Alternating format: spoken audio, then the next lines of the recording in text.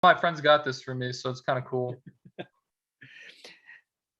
Hey everyone, welcome to As You Know on the Crowley Channel. I am your host, Kurt Crowley, coming to you from the capital of Nebraska, the warmest place in the United States on this Easter Sunday.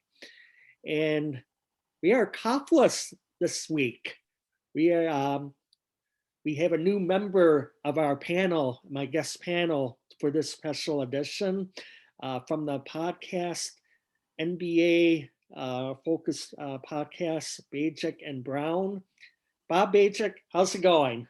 Oh, it's going great, Kurt. I'm glad to be here. I see your Cam Newton swag. Oh yeah, I You mean, need to bring this wardrobe on the air. I should. He dresses great.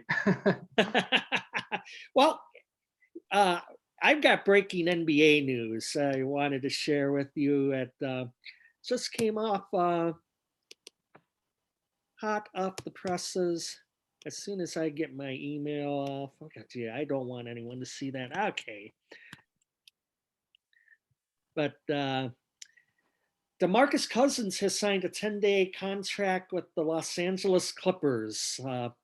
25 point per game scorer as recently as I think like 3 years ago. He's still only age 30. Your views on that, Bob? Well, I'm a huge DeMarcus Cousins fan. I saw him 4 years ago in New Orleans catching a game with him against the Grizzlies, and Marc Gasol was there, and Gasol was a little younger and still considered a top defender, and he owned Gasol in that game. Had about 41 points, 17 rebounds. Had some blocks. He was shooting the three. He actually drew like 5-and-1s and made 4 of them. So he just completely dominated and multi-time All-Star. Unfortunately, as you and your listeners know, he's just had so many injuries, but he Right. has so much upside. I mean, if you're not paying him a lot of money, and it's unfortunate that he missed his big payday, because really when he's healthy, he's one of the most fun people to watch in the league, at least in my view. It's a great flyer for the Clippers. I mean, they need firepower if they're gonna overpower, the Suns, maybe even the Jazz, the Nuggets, the Lakers. They need as many big men, as many talented big men. He could stretch the floor, and he's actually a very good defender in the post. That's a great sign up. Unfortunately, he might get hurt, but I think they're looking at this as a good calculated gamble, very low risk. Yes, exactly. Has he played for all the teams in California now? Was he with the Lakers at some point? Yes, he was with the Lakers. He's with Golden State. Yeah, I think he's actually run the gamut. I don't know Yeah, throwing if Houston that and was New a goal of Orleans. his, He's but he suddenly might. been around. Yes, uh, it's kind of cool. I mean, I didn't think about it that way, but he might really like that area. I mean, California's a nice place to live. Or anywhere where it's warm. I mean, Yeah. I see his Sacramento years, and then he got traded to New Orleans. So I think he was there a year and a half, and then he was with Golden State, and then I don't see if he actually played a game for the Lakers. He didn't. I think he was injured and got injured again. So he was on the roster. He didn't suit up a game, but he was on their roster. And then he went to the Rockets, and now he's with the Clippers. So, I mean, it's interesting. He's a 4 or 5-time All-Star and an All NBA type center. Again, unfortunately, injuries put a I wrench in see his career. well, actually 4 consecutive Mm. appearances from 2015 through 2018. And he was And, playing great. 2 years ago when he was with Golden State, when they were an all-star team every game, which was fun for me. I enjoyed watching those teams. He was getting back into form, and he did very well against the Clippers in that first round game. And then it's like the second game, he's on the break, and he just falls down and hurts his quad. And I mean, unfortunately, that just put a wrench, because he was playing great and he was probably going to get that $100 million contract, but The good thing is he's made some money, and hopefully if he can show out and do well in the playoffs, I still do think teams would want to pay him. Yeah, and I guess Houston parted ways with him, and it's been a train wreck in Houston, 20-game losing streak and all in the aftermath of James Harden getting out of town. And it was only a 376 shooting percentage. He shoots the three ball a lot for a big man. I think everyone shoots the three ball these days, Yeah. but he wasn't, he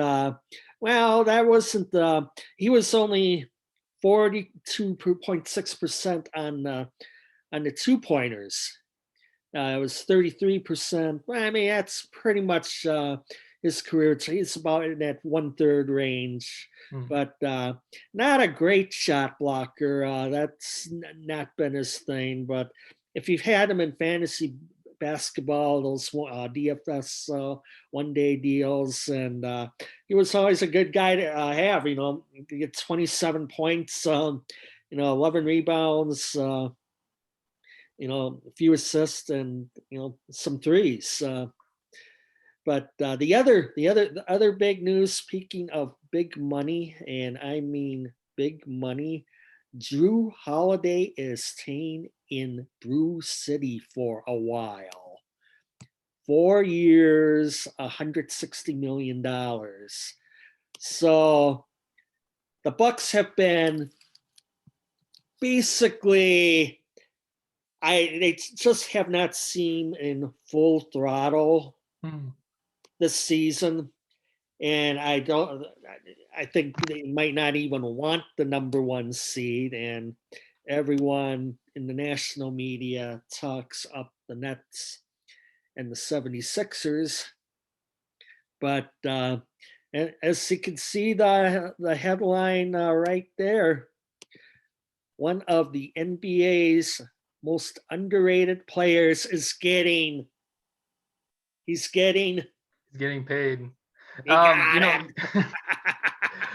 a very good player. I mean, he's one of the most underrated players in the league. I'm a fan of his game. Great defender. He's got length, great passer. I mean, he's a solid scorer, good second option to have on a team. Or I guess in this role, he'd be more of a third option because Chris Middleton does a lot of scoring. But he's a better option than what they had in Eric Bledsoe. I mean, I like Bledsoe, but with him being injury prone, and sometimes he could just disappear scoring. You need somebody a little more consistent, a little more just at a higher level consistently. And I know they had to trade a lot of draft picks, but of course they're in a win now mode. And Giannis is playing fantastic. He's even playing better, I would argue, than last year. So it's kind of fun seeing him come from an obscure player to somebody who's fantastic. And you need to have good players.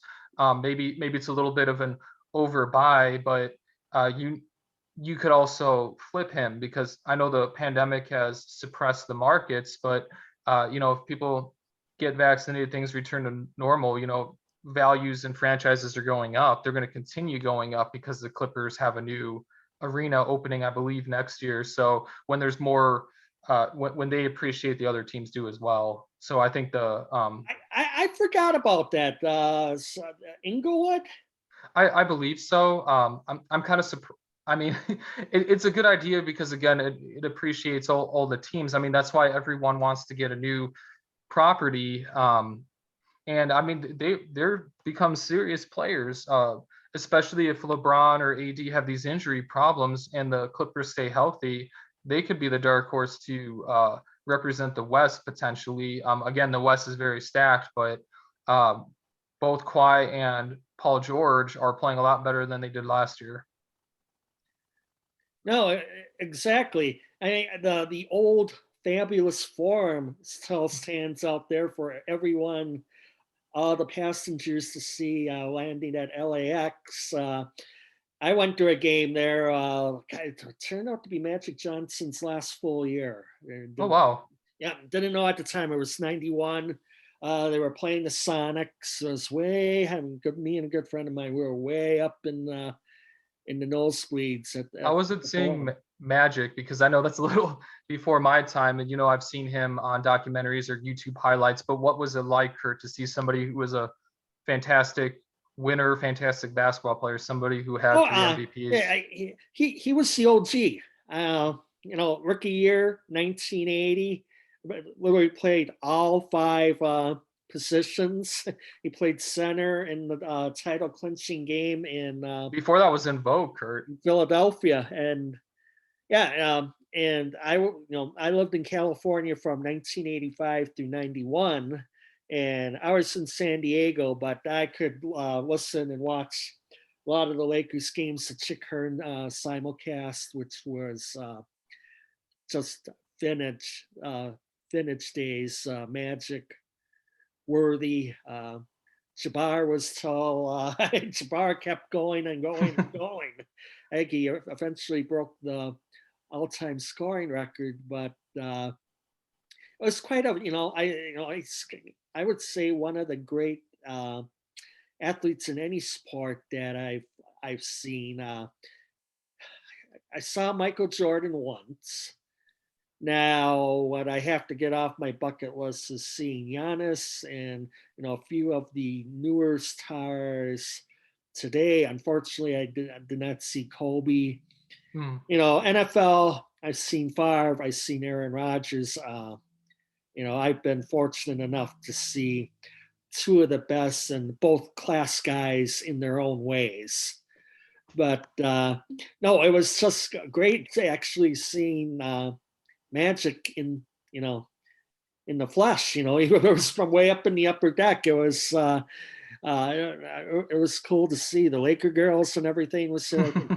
Dancing Harry must have exited by that time, but no, yeah, it was a blast. And parking even then was expensive there. I was a sticker shock, but Have you seen LeBron play live? I did maybe about 4 years ago, and he had a fantastic game. It was against the I T-Wolves. had, you know what? This was like 2012, and I got some freebies for a Bucks Celtics game, and I was right down at court level behind the basket, and there was Garnett and Wow. I think Paul Pierce, some of the other Celtic stars at that time. Rondo, Uh, Ray I Allen, I went think. to a game when they played OKC.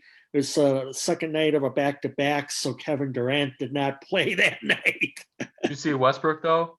Yeah, I probably did. It may have been Harden too, but it was like Durant was the main draw. But yeah, like I said, yeah, he still had Harden and Westbrook at that particular time. I should pull out the box car and get that. It was when they first arrived on the scene. I don't think Harden had established himself as a star. He may not have even been starting Hmm. yet.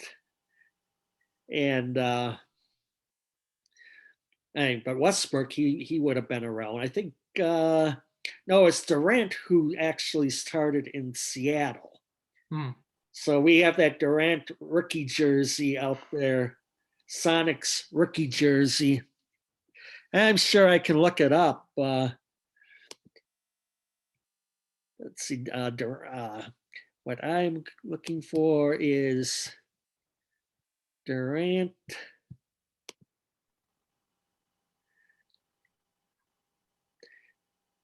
I can get to the right pages. Oh, that's where I need to be. We gotta see what Kevin Durant looked like at the very start. Probably a lot skinnier. These guys come. So Yes, yes. these guys come in at 19, 20. It'll probably open up to 18 with the new CBA, at least what people are talking about. So it just takes a while to build that muscle. I mean, these guys are still growing into their bodies. So it's interesting seeing the transformation on just what proper dietetics and nutrition and exercising and sleep and all this stuff that Look can at do to their Giannis bodies. back Yep, in the day. I mean, was this his eighth year now? I think he was drafted in 2013. he was. I Yeah, it mean, was a pretty lot of cool. teams could have gotten him. I But mean, it was great projection. I mean, for a long time, maybe if you exclude Ray Allen, I mean, was it like there were not that many great players with the Bucks for years. I know they had the last years of Oscar, and then they had Kareem Abdul-Jabbar, and City Moncrief had some really good years, and you had some Ray Allen. But there you outside of go. that, Kurt, you really didn't have that many players for a long time that were a draw. And then it's like Giannis comes in and revitalizes that franchise. There he is in the gold alternate uniform. They hadn't quite gotten the City Edition uniforms yet. Is your share screen working? Because I'm not seeing anything unless I'm hitting the wrong thing. It says I am screen sharing. Wait, I'll stop share. Yeah, I've been I'm showing I don't know if There you we can see go. it now. I see him now. Oh, Yep, those are there nice it is jerseys. in the alternate gold. Wow. I mean, and I'll try to pull up him as Brooklyn Net. I saw him play in Detroit, so it was him, Steph, and Clay. And I think unfortunately Draymond was hurt that game, but basically the team was healthy. And yeah, I really like those black jerseys. Those are really nice, clean look. Those are really What cool. about the tie-dye jerseys? Oh, those are fantastic. I mean, that's like old school back in the 90s, Kurt, when I became a fan. I play this little mobile NBA live game, and like because it gets me the highest points or whatever. It's like I'm wearing the Nets jerseys now. I had the old New York Nets jerseys for a Oh, while wow. when Julius Erving was playing for him back in the ABA days, and those were sweet. But I'm just hoping that it's like it's basic, but it's kind of they've kind of grown on me. And I think that's the purpose. I'm just Yeah, I hoping know that they've messed around with gray and some other colors. They come up with some unique city edition. You have to know the whole backstory. The ones this year they were uh, basically saluting an old Brooklyn artist from back in the day, and there was like his designs in that, and that's what mm, that was um, that was based on. well, and that's one thing I think the NBA does very well because most of the other sports are more traditional, but they realize you can have a little fun and creativity. Maybe have a city edition that reflects the city in an artistic way, or they have just fun alternates. I mean, it's very good marketing, especially if some of these hardcore fans. I don't have an NBA jersey. I need to get a better job to afford one. Hey, I see fifth. Unless this is a kids edition. Yeah, the kids ones are a little more affordable than the Oh adults, no, but two. Wow, 2x, 3x. No, it's. I don't know much about the website or whether these are legitimate Nike apparel, but that is, if you can see that, that's the alternate design for this year. That's a neat look. I kind of like the one the Bucks had last year. They have a blue one this year, which I thought would be nice, but it just doesn't. They're green and cream. I think they hit it. sure. I actually like those better. And I know we've talked a lot about uniforms in the past, so Well, the blue one you told me about, that was really old school, like 40, 50 years ago. And I do think those are nice. I'm partial to blue. That's one of my favorite colors, but it just really looks nice, especially when you see, Giannis dunking on people and that. It's just a good look, I think. And um, y- I I just like noticed a how the little some things within the numbers. It's supposed to represent. It's supposed to be a Lake Michigan theme.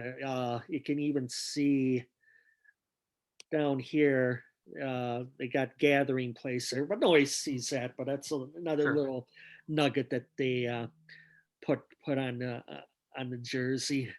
So, anyways, any thoughts on the NCAA tournament? I've heard you talk about a little bit on with Brown.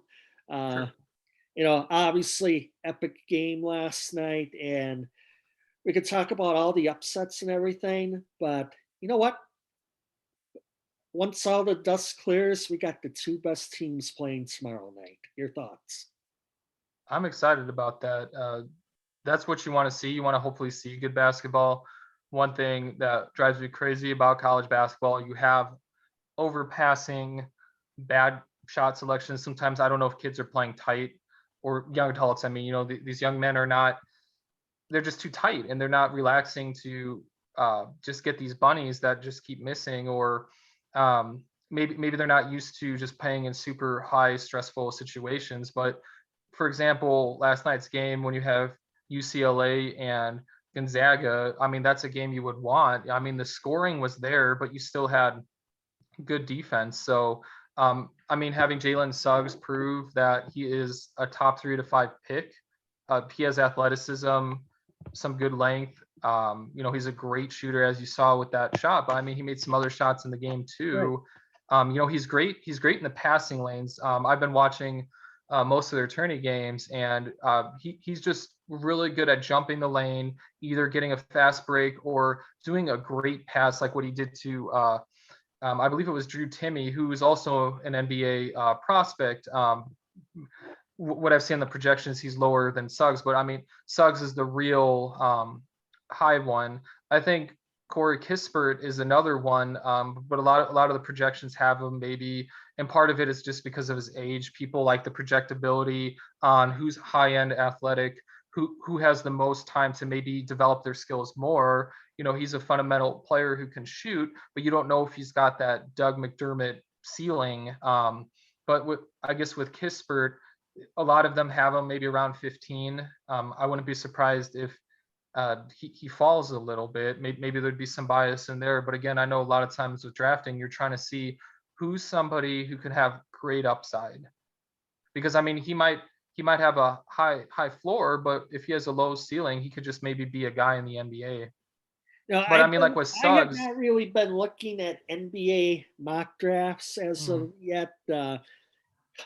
I've probably seen 1,000 NFL mock drafts by now. It's supposed to be go quarterback, quarterback, quarterback, quarterback to start the draft. I don't know if they should do that. I mean, I really like Trevor Lawrence. I mean, he's going to be number one, but I'm kind of surprised that Josh Fields is falling in the draft. I mean, look at what he There did was in. a controversy between Dan Orlovsky and Kirk Herbstreit.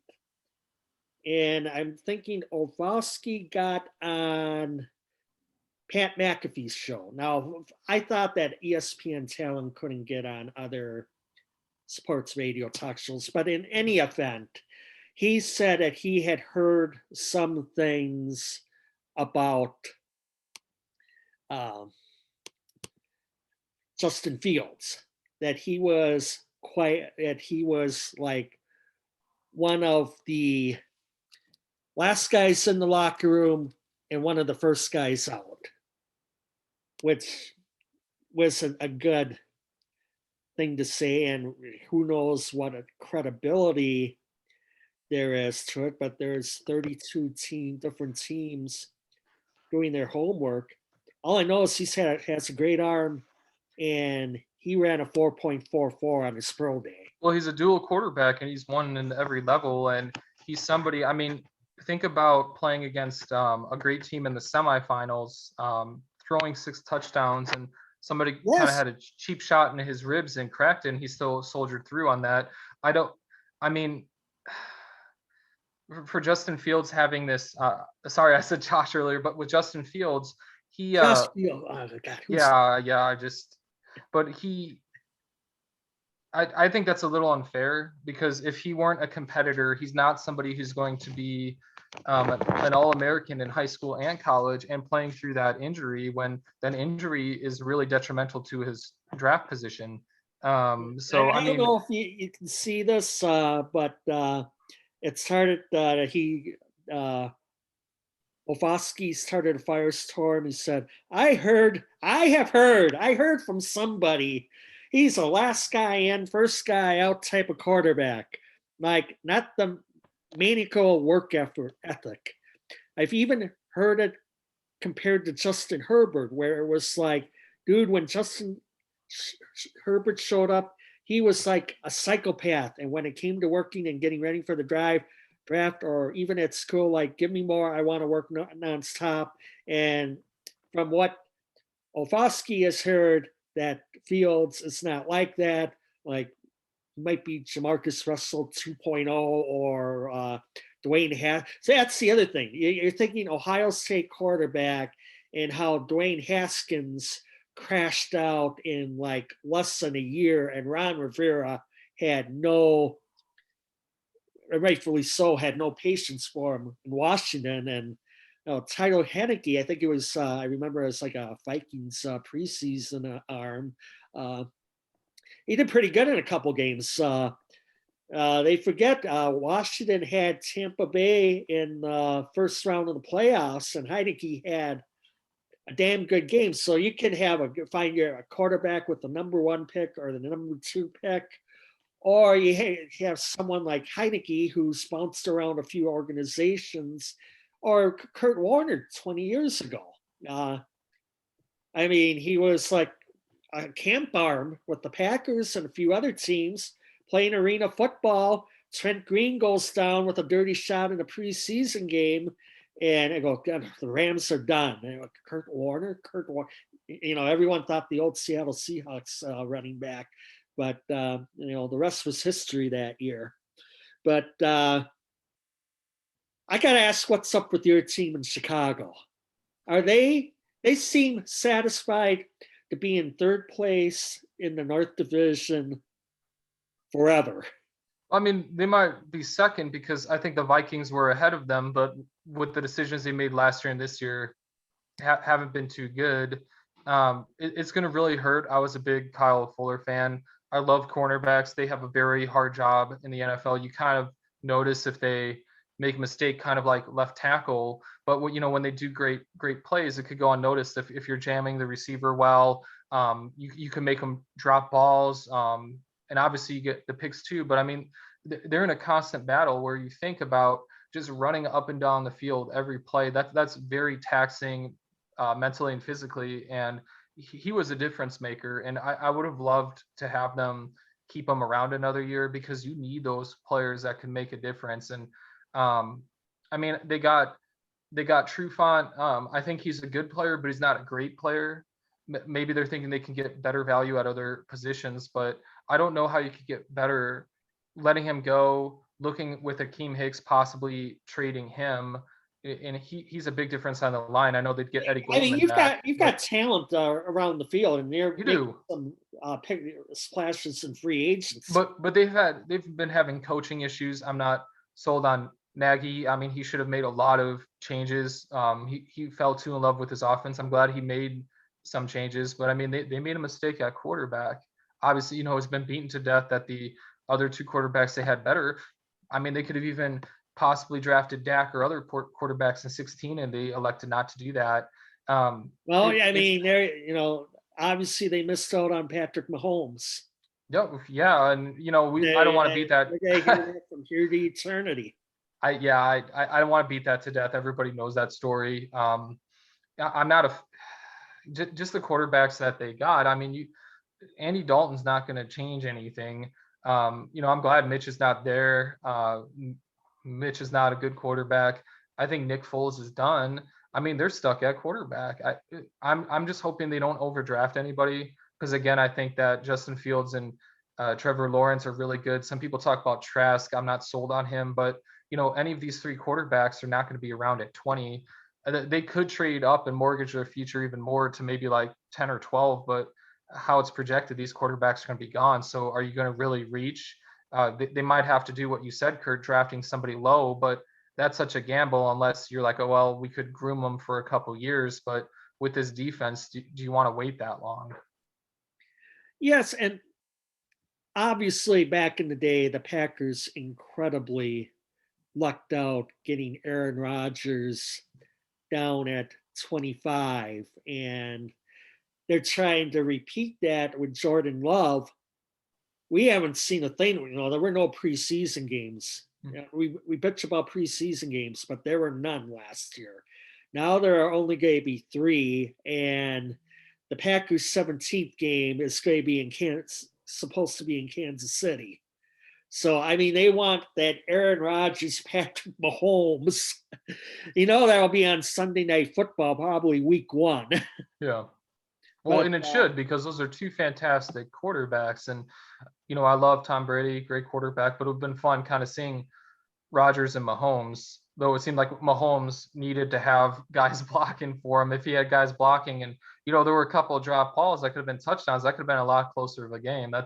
I think Mahomes is fantastic. It's just his supporting cast let him down that game. now the guy that reminds me of Aaron Rodgers as the man that has just come on like game busters, but he's going at number 2. He's not going at number 25. And I would be talking about Wilson. That's his first name. Talking about Russell Wilson? No, the BYU quarterback. Oh, I would like to have Zach Wilson. Oh, yes. We had our, we and Bob had a gig video editing all the college football games. Some good, some with a lot of wiener teams. So I saw a little bit of Zach when he was coming up. BYU was not good that particular year, but he was he was going to go to Boise State, and he backed out. He's from the Salt Lake area, but he likes Utes. But he saw an opportunity to go to Brigham Young, and then I remembered one of the Wiener Bowls in the 2019 season. He went like game busters, like 17 for 18. And then after who was his competition in that game, though, Kurt? Like, which team was that? I'm trying to think. Were they playing Boise State? It would have been.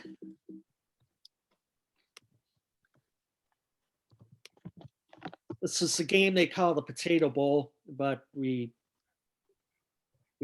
call it more the Wiener Bowl. But and we do that because these are bowls that people don't care about. I mean, like, they care usually about it was playoff ones. It was Western Michigan.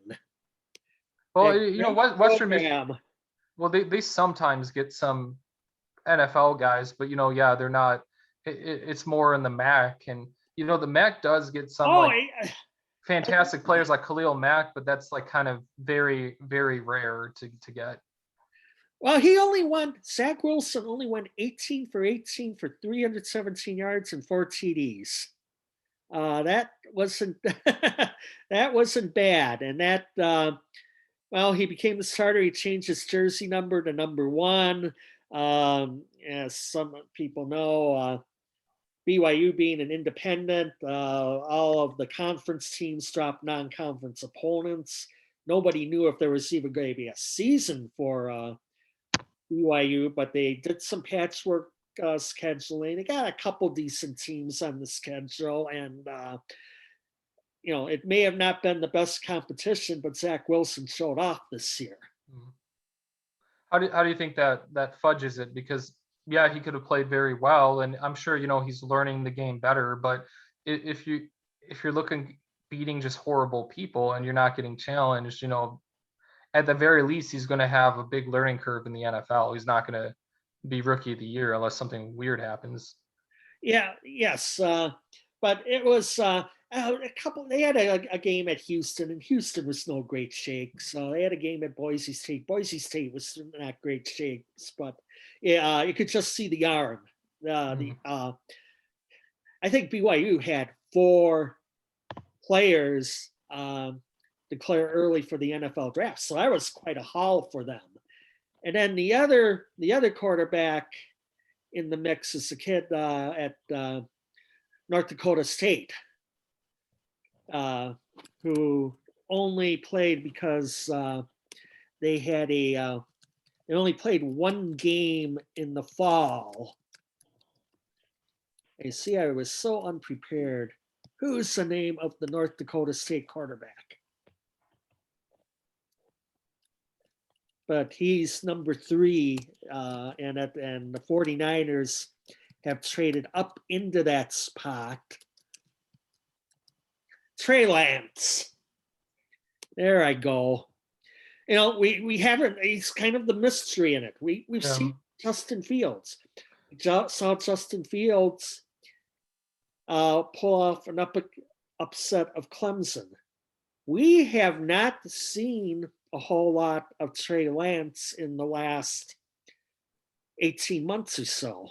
Well, and I know that there's high risers in the NFL draft, and that happens a lot in the NBA draft as well. But sometimes, at least what I do or put weight on, are these players that we've known about for a long time.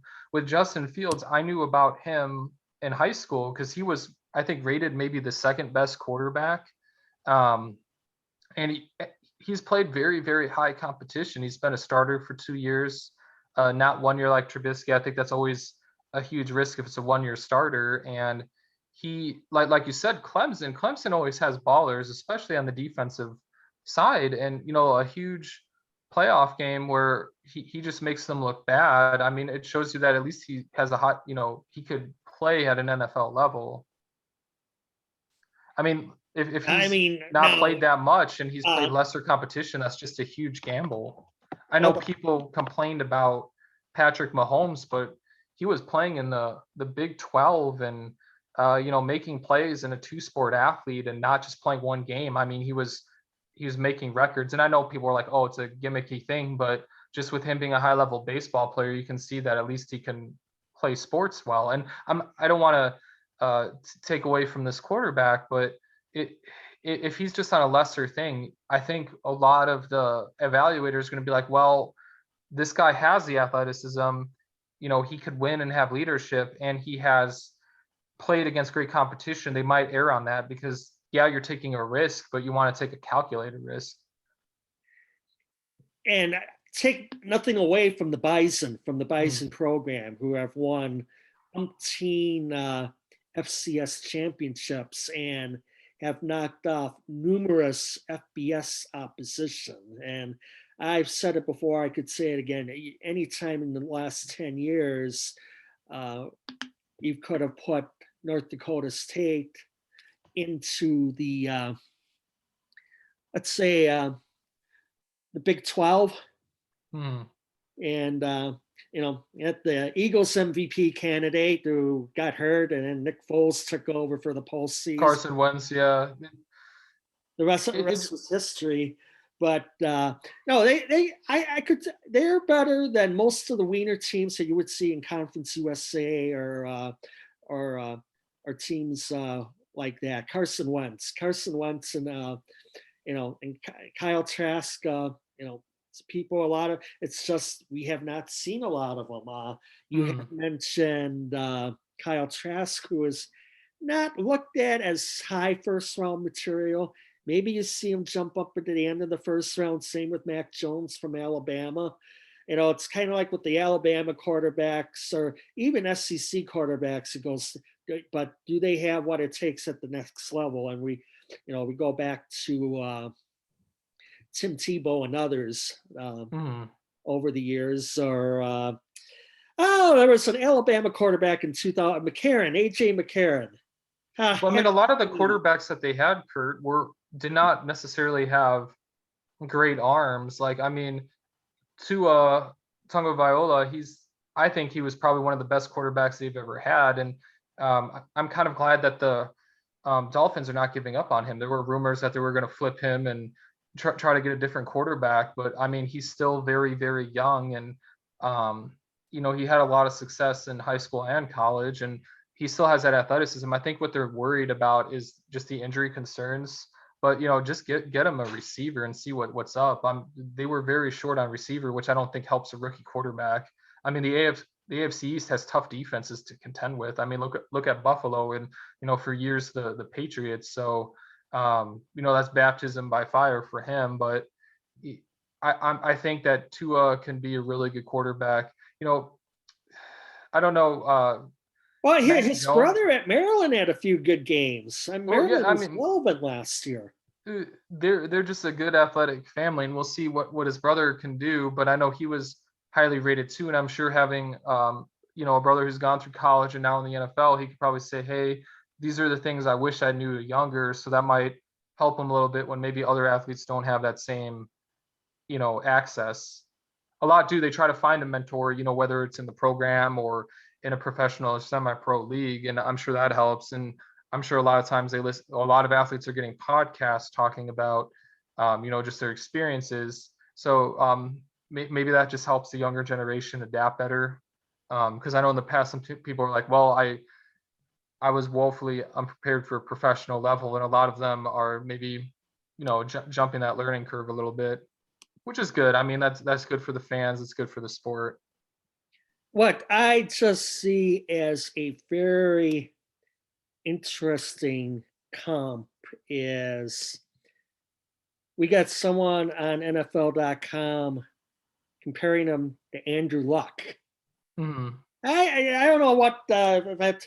Does that mean he's going to just quit after 6 years? I mean, he could, but I think they're looking at traits. And I mean, again, with Luck, he's somebody that I knew for at least 2 years, because it said that if there were not age limits, he'd have been drafted, the number one pick, probably even a year before he was. And, Luck played steeper competition in the Pac-12 and non-conference play. Again, I hope this young quarterback, I hope he does great, but it's just a big risk. I know for a while Carson Wentz did fantastic. Maybe it's the injuries that derailed his career, but it seems like he's lost some magic. I mean, when he gets supplanted by Nick Foles, and yes, he played fantastic in the playoffs 3 years ago, but it just seems like Nick got hot at the right time, and he just he can't repeat it, kind of Another like good Joe Flacco. quarterback they had was Easton Stick. That was another guy that carried the baton at Mm, NDSU for a couple years. He was a Chargers 5th-round pick mm. in 2019. So, well, he's not going to win the starting job there anytime soon. But we'll see how his career develop. And I guess this analyst watched a couple games from 2019. I'm trying to find a 40 time on it. Hmm. Great accuracy, 67% of his passes, and actually that conference does have good competition. And he Sure. had in 2019 28 touchdowns and zero interceptions. So I know here I am fawning over Zach Wilson, and and you've got someone in North Dakota State probably played as good a competition as BYU did last Mm. year. North Dakota State plays in a regular basis. And he went 28 touchdowns and zero interceptions. So that's incredible stat line. So that's what you can't ignore. And Sure. Don Lynch, who I think is a very great general manager. Yeah, you can pencil in Trey Lance as your number 3 overall pick, and Atlanta will be at number 4. We'll see if they trade out, someone else gets a quarterback, or Atlanta looks at another position, or takes Fields and kind of give Matt Ryan one more year. I mean, Matt it's Ryan's so been around a it's while. so risky drafting a quarterback. Like you have to do it, but there's guys with lower grades a lot of time, like Trubisky. I know he was a fast high riser, but I think before the draft, people were even thinking 3rd round. So if the Bears even waited longer and just got better talent around him, then the Trubisky thing wouldn't hurt so much. Because like when you get really high, you want to get that guy who could potentially be a star player for you. But I mean, like he was, again, like you saw, overdrafted. They could have even traded down and probably still gotten him if they felt so strong to get him. I mean, it that you want to get the quarterback thing right. I mean, like I think the Cowboys lucked because Dak Prescott, with how well he plays at quarterback, he shouldn't have been a fourth round pick. Maybe he should have been graded second round. Who knows? Or like when Lamar Jackson fell to 32, I was kind of surprised because I watched him for a couple of years at Louisville. Fantastic dual threat quarterback, winning games, winning bowl games, in higher bowl games than Potato Bowl. He I'm surprised he fell. I thought he could have even been drafted 20 or even in the mid round. So, um, I mean, it just depends what general managers value. Um, it's been predicated more to dual threat guys who could at least extend plays, kind of, like Aaron Rodgers. He's great at extending plays. He could run a little bit. You need that dimension when you have these great edge rushers, guys who are, D line, like D end and outside linebacker, kind of like Mack or Julius Peppers, who's one of our favorite players, played for both the Bears and Packers. Right. Just those guys are such game breakers. You need to extend plays. If you are just a non-mobile quarterback, like I think Nick Foles can struggle because if he's not in rhythm and his line's not blocking well, guys are going to get to him and he'll either have incompletions or get sacked. So if you're a non-mobile quarterback, it's almost like you have one arm behind your back, so you need to at least have enough athleticism to roll out and sidestep. But I mean, if you're dual threat, it opens a lot of the playbook, and a lot of these dual threat guys have great accuracy and they have great arms. I mean, Kyler Murray played great last year before he got hurt. Or, like I think some of the ones who pioneered that more were Russell Wilson and Kaepernick back in the day. Kaepernick played great maybe about 4 years. So when you have that dimension, it's like the defense is like, well, is he going to it's kind of, you could run more RPO, run pass option, and that just gives more things for the defense to think about. And we should mention a little bit about your background. You did some interning or something with Pro Football Weekly. Yes. So you got to interview a lot of the Chicago Bears players. And I did some Packers, the Washington football team with one of their greats, Santana Moss. Do you remember Santana? He was one of my favorite players. Was that the wide receiver? Or? Yes, and he did some kick return, kind of like Antoine Randall was another favorite. He was actually a Chicago athlete, even though he played with Washington University football Indiana. Yeah, he played for Washington football team, and he played for, I believe it was, no, it wasn't the Jets. It was the Steelers. So, right. I like those guys too, like receivers or cornerbacks who also kick return. That's just a big skill. And I think I've interviewed just a lot of assistant coaches. The only head coach I got a comment from was Lovie Smith, who was my favorite Bear coach, because I felt, a lot of them, well, and Kurt would know. He's Lovie Smith, I mean, it didn't go well for him at Illinois, but he did great with the Bears. The problem was, again, just quarterback. The guy they just hired down there, Brett Bielema, has a little bit of records behind him, but what Lovie Smith did was brought a lot of class and credibility to the Illinois program. But the bottom line, they needed that. Yeah, I mean, they've gotten a higher quality athlete because some of these guys want to either get into coaching or, if they're great athletes, the NFL. So yeah, he brought that up because the Big Ten's a hard football conference, and Kurt and Ari probably know this better than me because they watch more college football than I do. I am Kurt.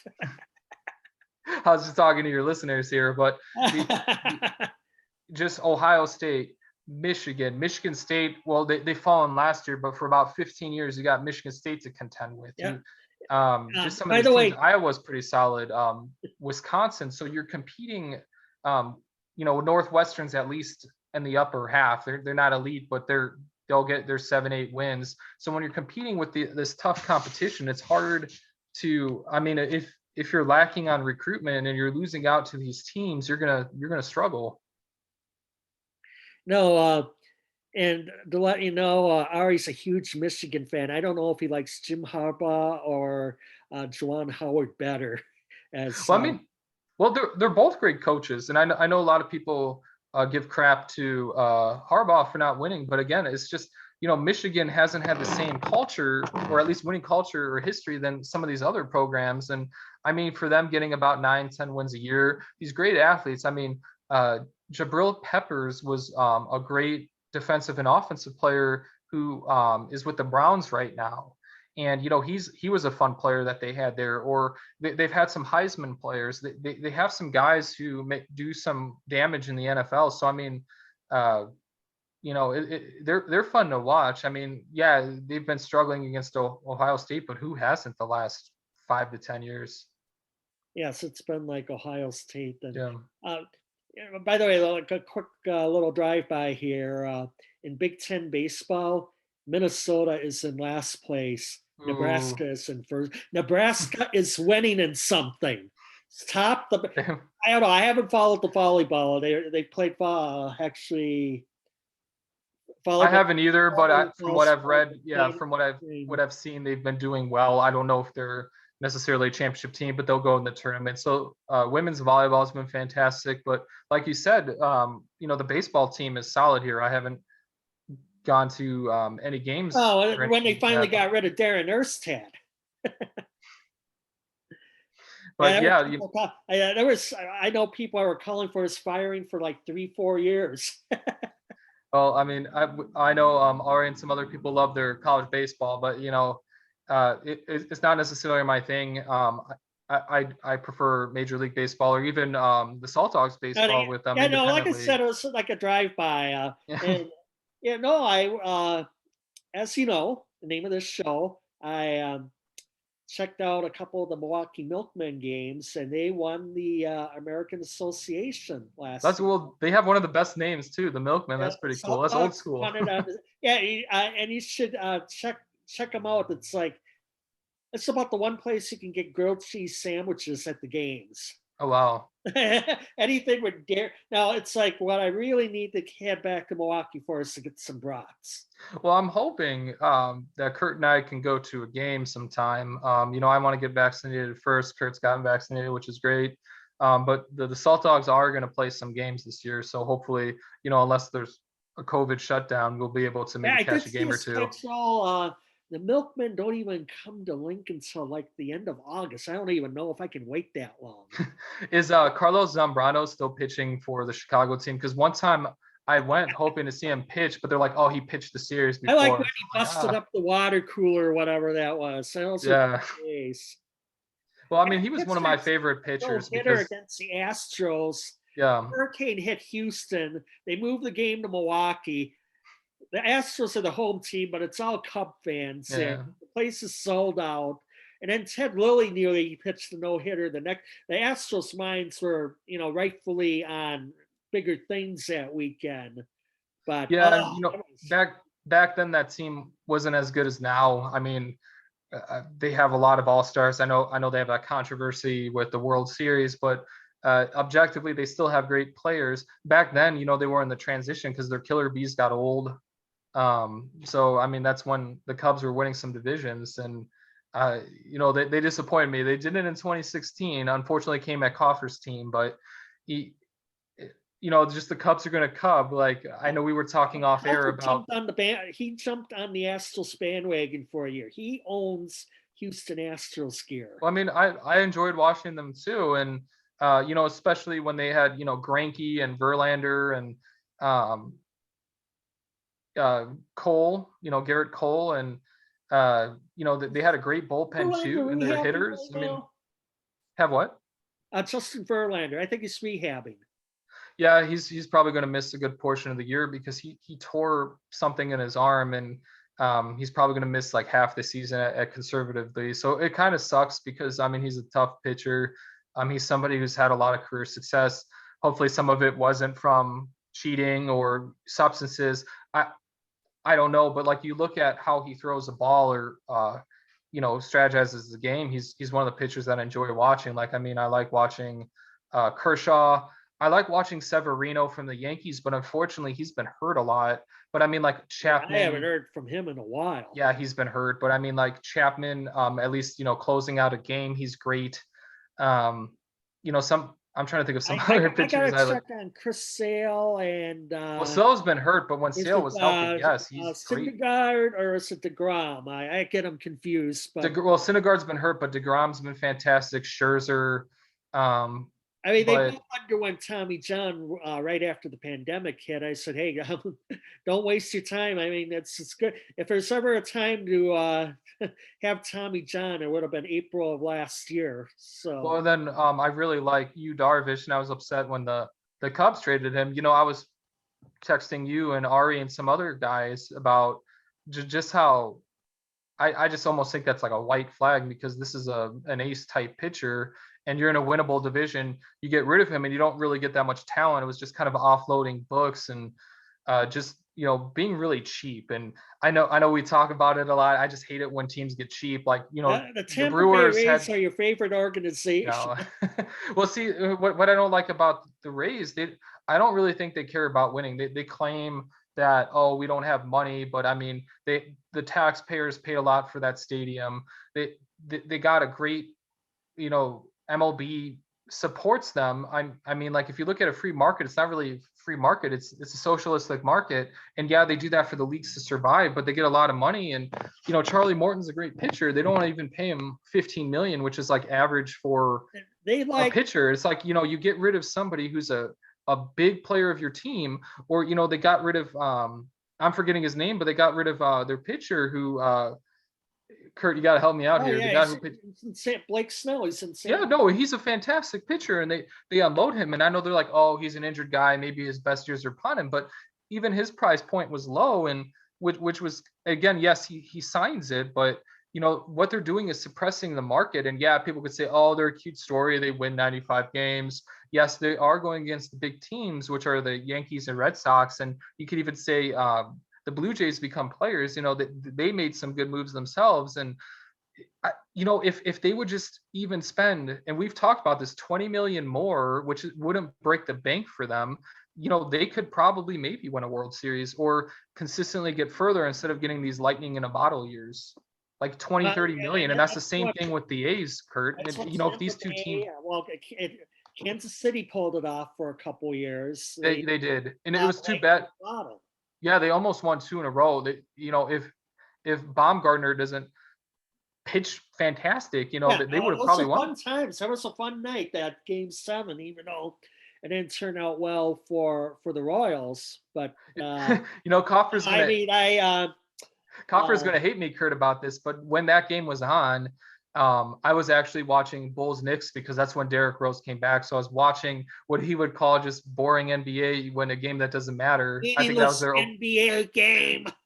But that was opening night, and it was a fun game. But baseball takes forever. I turn it back, and it's like the 4th or 5th inning, so I didn't really miss that much. And that's when the game got good anyway. Let's see, was it Gardner who could have gone for the inside the park home run? But Lane Grindle, who at the time was a Nebraska sports announcer, he's not been with the Brewers the last few years, and he talked about attending that game as a fan, and he didn't think Bumgarner could have gone that long, but he did, and he won San Francisco their 3rd championship in 5 years. And then I remembered significantly Game 1 of the World Series the following year, and the first batter, I don't know, it was Lokine or whoever, inside the park home run. I was like, so ironic, and it's such a bizarre night. The network broadcasts went out for briefly and delayed the game. The pitcher for the Royals that night was it Volquez, but word leaked on Twitter in the 3rd inning that his father had passed away. Ooh, if you remember that. But he stayed in, and it was not mentioned on the broadcast. And finally, when he came out, he came out a commercial, and Rosenthal explained, but it was so news to everyone that had read it in Twitter, and I'm surprised the pitcher didn't find out while he was still in the game, or the well, way he was their best pitcher, Kurt. Like outside of, remember they traded for Cueto, so like Cueto was for 2015, but I think that was Cueto. Oh, okay. But they had some good pitchers, but it's too bad some of these small markets. Like I do think you have to buy for a while, especially when you have special players. But it just seems like a lot of it is people like some hedge fund guys are just buying teams, and it's not like their project like how George Steinbrenner had it, where it's like in the public trust. Winning, at least in the past, it was viewed you're going to appreciate your asset there. Now it's just like, well, we're going to get a subsidized stadium and you know just focus on our TV deals. And yeah, that does have value, but if you just have a losing team, I mean, you're not going to have loyal fans. And I guess they just care about the bottom line. I mean, like look at the Marlins. The Marlins had two World Series teams that they bought, and they haven't had And sustained they success either. no time on either occasion, just gutting everything. Well, yeah, and you could have maybe even kept it like for another year or two and win. And maybe I've heard the arguments that it's a hard market because you have some other teams like the Heat and the Dolphins are more established, or people like University of Miami, because they have those great football teams for about 20 years. So like that's where the fan base is, and you're competing with the weather. I can see that, but if you had a better product of the field, people will show up. Right. I mean, if you have these teams that lose 110 games, Kurt, that's not fun to watch. That was Edison Volquez. That was the pitcher that night. Pitched 6 innings. And he had no idea what was going on in the background, but that's what happened that night. What was it? Chris Young pitched 3 innings that game. I don't know if that's who that was. Trying to think who. Alex Gordon homered in the 9th inning to tie the game, and then he got the game-winning sac fly in the 14th. He's the biggest hero of Lincoln, at least when it comes to baseball. Yes, yes, no doubt about that. It's just fun. Retired at the end of 2020. Just had fun watching him over the years, and like he's one of the Mr. Royals. Well, that was start with George Brett and maybe a couple others, but Alex Gordon's right up there. By the way, my Brewers were absolutely horrible this weekend. They still cannot hit their way out of a paper bag. It's even worse because the National League doesn't have the DH this year. And I'm very disappointed on that because I thought the games were fantastic last year because Who you missed don't it? want your I pitchers. missed it.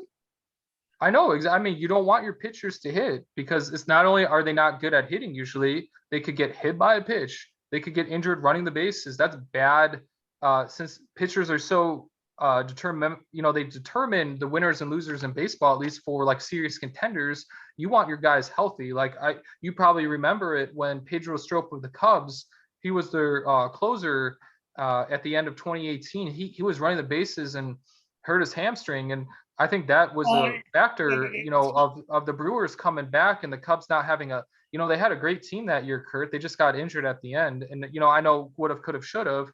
But you don't want your pitchers hurt. And I mean, like Scherzer, I think got hurt one time too, running the bases.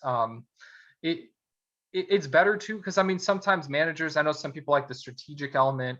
You're maybe down a run or two, but your pitcher's pitching great late in the game. But if your starters are better, and you go to a bullpen, I mean, not only do you have to have a pinch hitter, which, and he might do well, he might not, most of the time not, but you take away your best pitcher potentially, and he can't pitch as deep. And I mean, that hurts the bullpens. And, people are worried about injuries, especially during COVID or just the weird year last year with a shortened season. Now you have a longer one. Like what is that going to do to arms? Well, I mean, tell me about it. I saw the Brewers lose 3/5 of their rotation due to injuries batting. Lost a pitcher on opening day. I was squaring a bunt or something. Another one, I was trying to, reach first base or whatever. And there was a Friday night in Chicago, huge game. Jimmy Nelson, who I thought was just a great pitcher at the time, and I even got the picture of it. I remembered he got a base hit and he was hung out to dry between first and second.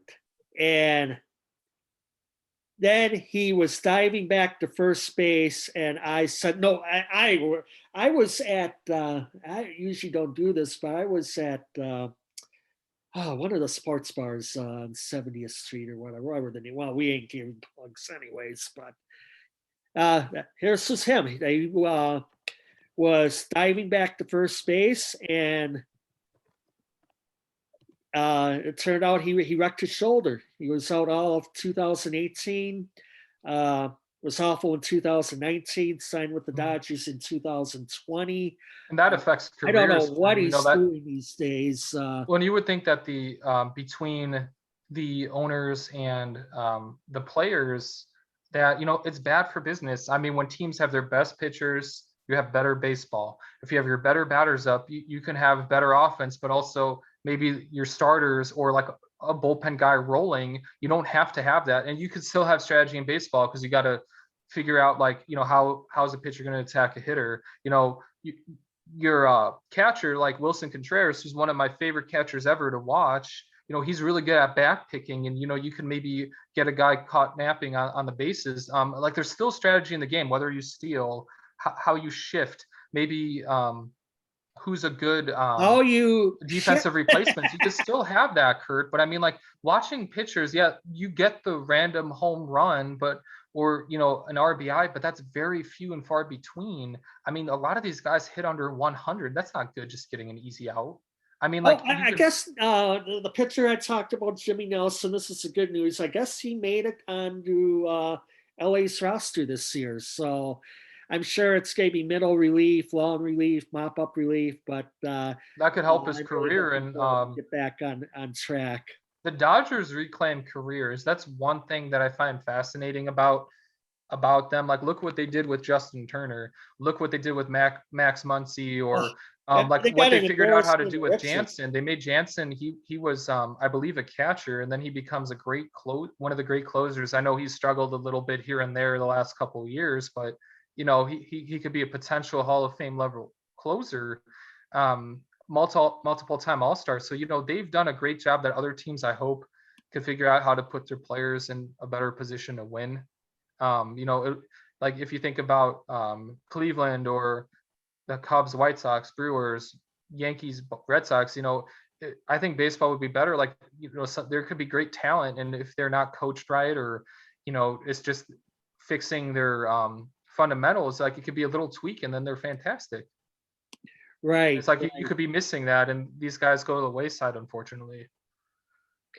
We've been talking a lot about sports today, and we've been staying away from a lot of what's going on in the real world, which has been, as you know, Bob, quite polarizing over the last 18 months or so. But we still have COVID, and then we have this Brazilian strain that has started to hit Europe and other areas, and now it is in North America. And I emailed you late last night. I was wondering, why were the Vancouver Canucks postponing games? And what I found out is more than half the team has COVID, including the Brazilian strain, and it is believed that every single member of the active roster and coaches will test positive for COVID, and the Vancouver season is on hold for the foreseeable future. I don't see any way they could play anytime soon. So this is new terrain for a professional sports franchise, and the NHL went with regional play this year due to the closing of the US-Canada borders. So the 7 Canadian teams have been playing in their own division, playing each other. But yes, the Canucks outbreak is the first team heavily affected by the P1 variant of COVID-19. And from what I hear, there are a number of cases climbing in the Vancouver area in general, as well as other parts of Canada, such as Toronto and Montreal. So, Well, the rates have been going up, as probably a lot of your viewers have seen. They recently passed 1 million. They take COVID more seriously than we do in America. It's unfortunate that these athletes and the coaches and the personnel from this team are getting it. It's a very contagious variant. I've done a lot of reading about it, from some literature, science literature, from places like New York Times or the Atlantic, places like that. And it seems, unfortunately, it's easier to catch, but it could also be more challenging or deadly potentially for younger men and women. And, just these athletes, could adversely affect them. And yeah, maybe they don't die, but what if this affects their heart and lungs where they can't be athletes anymore? I mean, that's going to affect their and bottom line for their careers, that's unfortunately, true. possibly. No one has, no one has died. Yeah. But now we're talking to people, and this is the other disturbing part of that story is at some of the players on the team are, quote, very, very sick. Hmm. And the symptoms include vomiting, cramping, and dehydration. Hmm. Well, I So, mean, that's not a good thing. And again, I know sometimes people could get hung up if they die or not. But if you're symptomatic and you're having serious things, this could really attack lungs and heart. There was a pitcher on the Red Sox, I think Eduardo Rodriguez, who was a starting pitcher, very solid pitcher, and he couldn't pitch last year because I think he had an irregular heart or beat or something like that after he had COVID. So I don't know. I don't know if he's playing this year. Yeah, we talked last night about this gentleman. He's only 23 and super fan.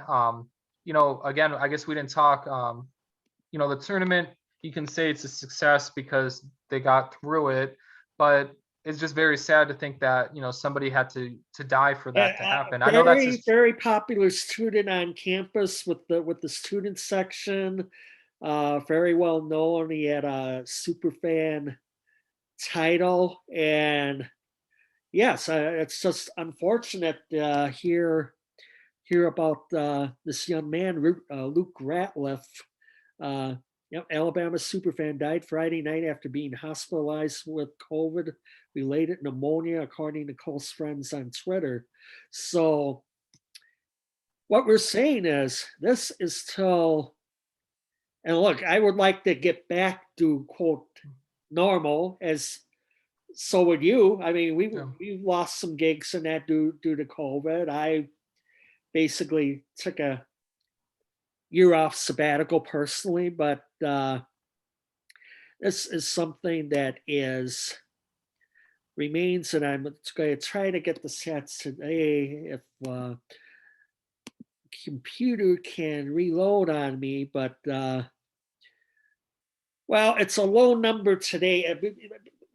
We're talking Sunday numbers, Easter Sunday numbers. And a lot of times the weekend is lower, like Yeah, it you've is. seen It it on the is. thing, So because again, it's test processed. Maybe how many people are willing to get tested as well.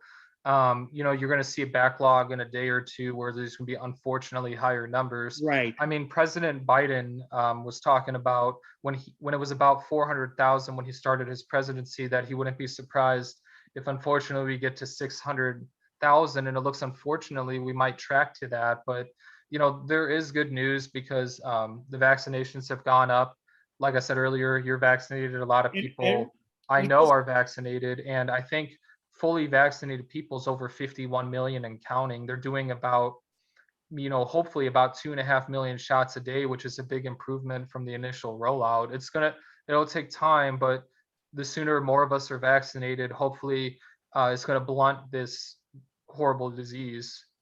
I mean, I'm vaccinated myself. I have had the very good fortune. This is like the first year, and I can remember personally that I have not caught. I don't know about you, Bob, but I did not come down with the flu or a bad cold or anything. There are a lot And of some years, of it must be just because most of us are social distancing so much or having a mask. and A lot of counters may, are wiped that may very be well doing some now. good. Yeah.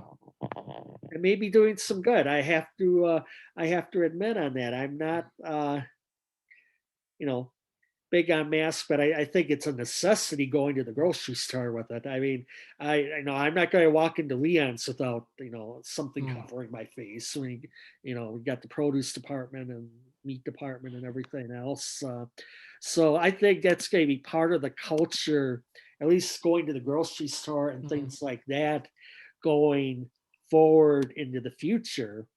And that may not necessarily be a bad thing, but what we've been referring to as the 7-day moving average. Mm.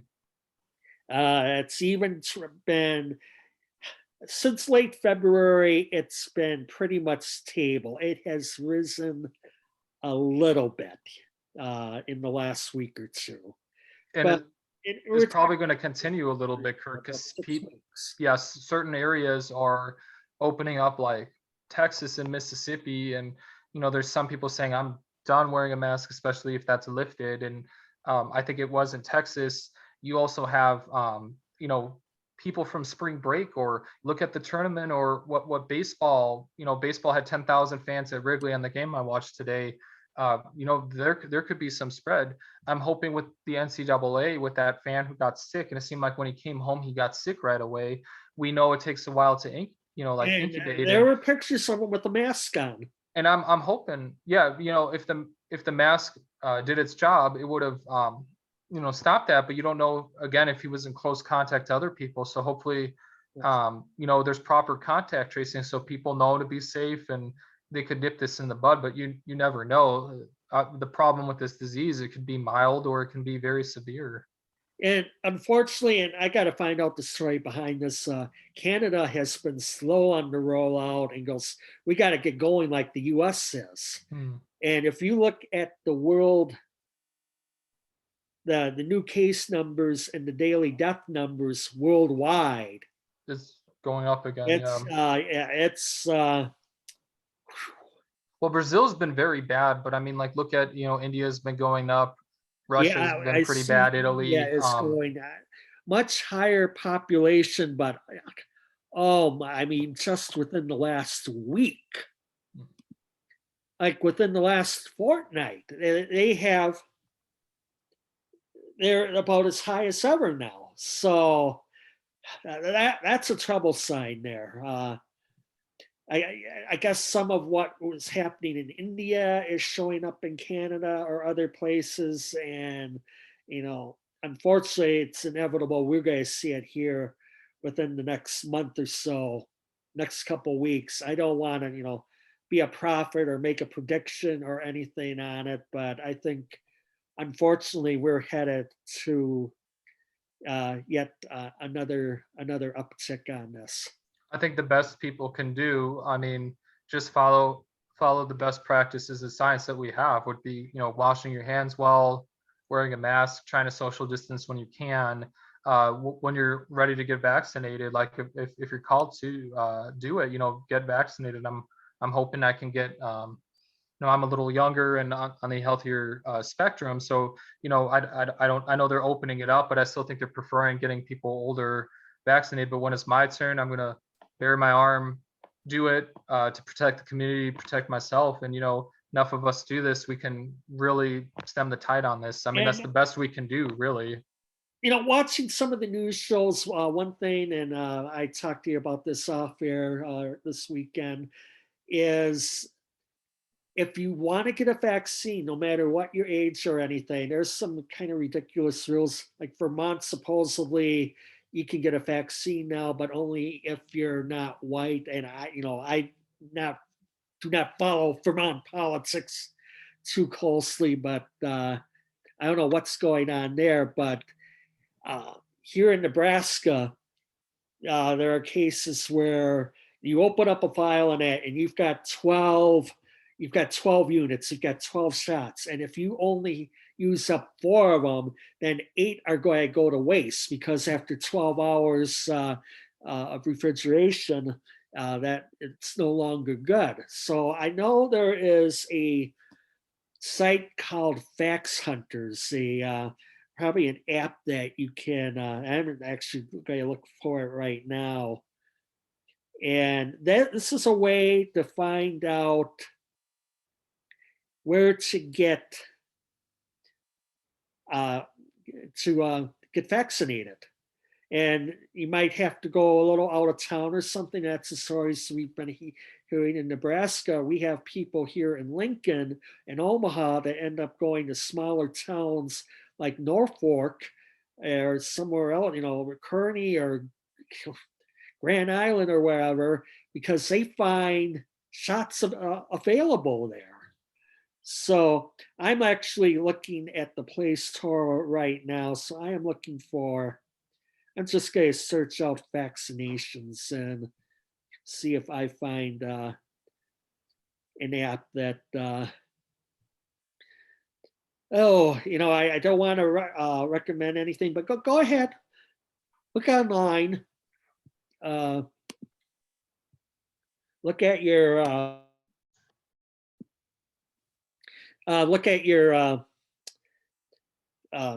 there are ways to find out whether there are apps available, to find out if there are vaccines available. So if you want to go get it, we can talk about there's a segment of the population that will not get vaccinated, even if their life depended on it.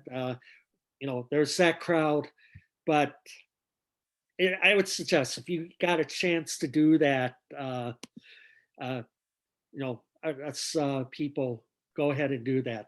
So we've been on here about an hour and a half. I know you're chomping at the bit to get out of here, but I think we had a very productive, a very, like I said, a special episode, because I know you are very outspoken and you speak well on a lot of topics, Bob. And I've been wanting to get you on the air, and I'm hoping to have you on again. And I got this little evil thing at the back of me. I was thinking, we got to have a three-way between me, you, and the cough.